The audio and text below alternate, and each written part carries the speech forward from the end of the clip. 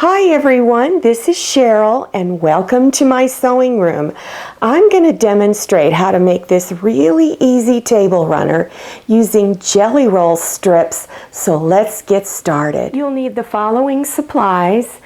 You'll need one jelly roll, and out of that jelly roll you will use 10 strips. You'll need about 1 yard for the back and about 1 yard of cotton batting. Now when you buy your cotton batting, make sure that you look at how much is in a package, because this table runner is approximately 14 by 70 inches long, so you want to make sure that cotton batting is going to cover that. And then you'll need 1 yard of fabric for the border. If you want to make this table runner shorter, you just need to cut out less blocks. This is a jelly roll, just in case you've never seen one before.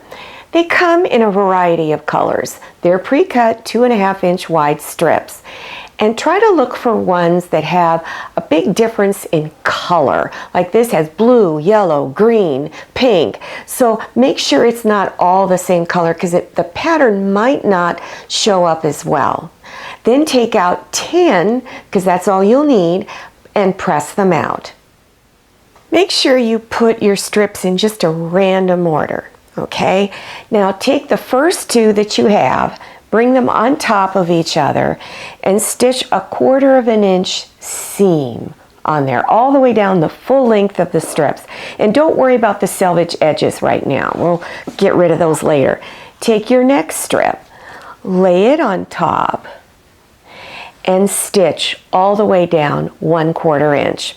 Continue doing that till you have 5 strips stitched together, and then do one more set of 5 strips stitched together. Now when you iron your seams, in case you're not used to dealing with strips like this, you would press the back side of the seam first. Now this iron isn't hot, okay? Make sure you do it on a pressing mat or an ironing board. Then unfold your strips and gently push against this seam here, pushing the seam all in one direction. So that's real important. When your seams are pressed evenly all the way across, your table runner is going to lay a lot flatter and look nicer. Now place your 2 sets on top of each other and line up all your edges, and use the lines on your cutting mat to make sure everything is straight across and lined up. Now we're going to cut this first edge straight, so place it on the line on your cutting mat and make sure it's nice and straight, and trim your selvages off. Okay? Now you're going to move over 8.5 inches. 1, 2, 3, 4, 5, 6, 7, 8.5. So go ahead, place it on that line, your 1/2 inch line right there on your rulers, on that line, and go ahead and cut. Now move your ruler over another 8.5 inches and cut again, and continue moving on down the strip every 8.5 inches. After you're done cutting, you should have 8 blocks. Now lay them out in a random order like this. One's going vertical, the next one horizontal. It's just going back and forth till you have all 8 laid out. Take your first 2 squares and bring front sides together and stitch a 1/4 inch along here. Then keep adding them on. Take the next 2, stitch a 1/4 inch until you have all of them stitched together. Then of course press your seams on the back side, then press on top and try to push your seams smoothly all in one direction. I'm going to use this green and white polka dot fabric. I'm going to cut my strips 3.5 inches wide, which will mean my table runner will be 14 inches wide when it is done. If you want a narrower table runner, then cut your strips 2.5 inches wide, which will make your table runner about 12 inches wide. For this border, I've cut a total of 4 3.5 inch wide strips. I've got 2 stacked together, and I've lined them up, and I'm going to trim the selvage edges off.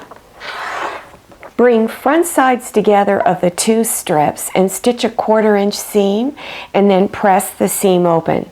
So you have 2 of them stitched together per set.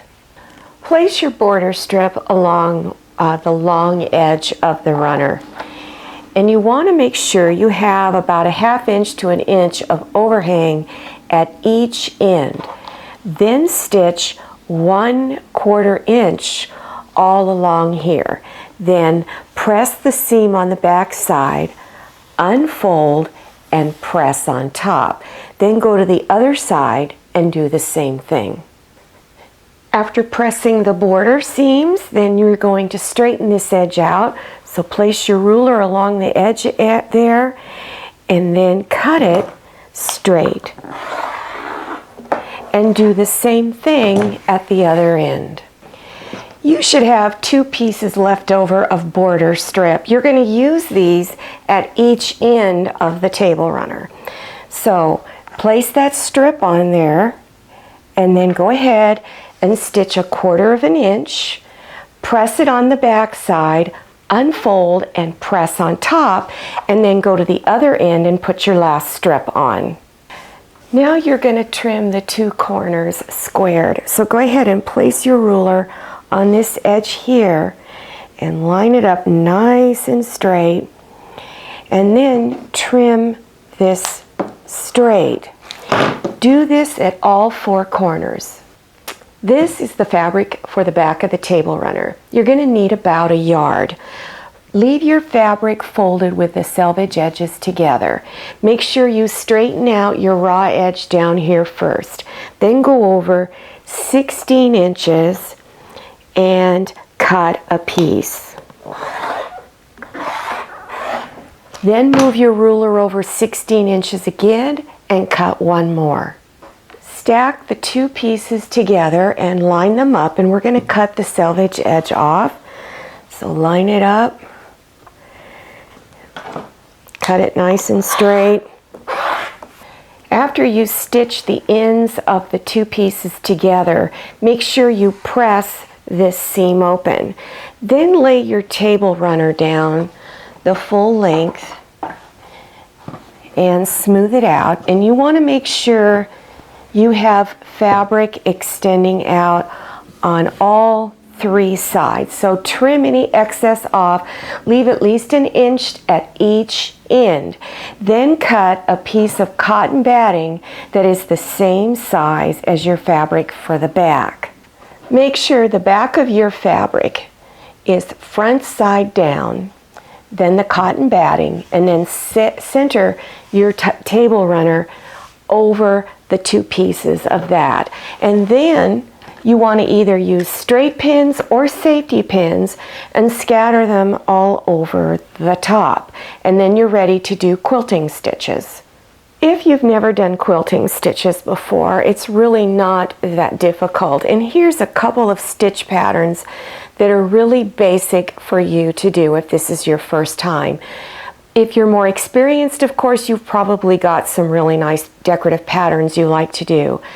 You can use just a straight stitch going straight down the table runner and then side to side. If you have something called a serpentine stitch, which is what I like to do, you can do the same pattern. Go straight down the length of the runner and then go across like this. When you're doing your quilting stitches, I recommend you use a walking foot. If you do not have one, you can get them on Amazon.com. You can also go to other sewing machine supply stores and get one. Just enter the name of your sewing machine and that you want a walking foot, and a variety of options will be listed.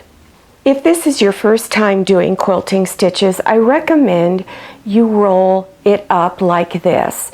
And then as you begin stitching, you can stitch towards the roll and then unroll and continue stitching. You can do the same thing when you're going across this way. Have it rolled up, stick the roll underneath the arm of your sewing machine, and then begin to stitch, and then unroll it as you need to. After the quilting stitches are done, then it's time to trim all of your edges straight on all 4 sides. Place the ruler on the edge of your table runner fabric and trim this excess cotton batting and fabric on the back off. Go around all 4 sides and trim it off. After you've trimmed your edges, the next step is to put the binding on. If you need instructions on how to put binding on, go to the very end of this video where you will see a green screen and click on the links. The binding that you see here is called flange binding. So if you're interested in doing the flange binding, then click on the link that says flange binding. I hope you enjoyed this video. If you did, please click on thumbs up, and don't forget to click on share to share this video with your friends. And if you haven't subscribed yet, click on that red subscribe button down there in the lower right hand corner of your screen. Enter your email address, click on that little bell so you receive email notifications about my latest video. I'm Cheryl, and I'm so glad you came to my sewing room. See you next time, and happy sewing!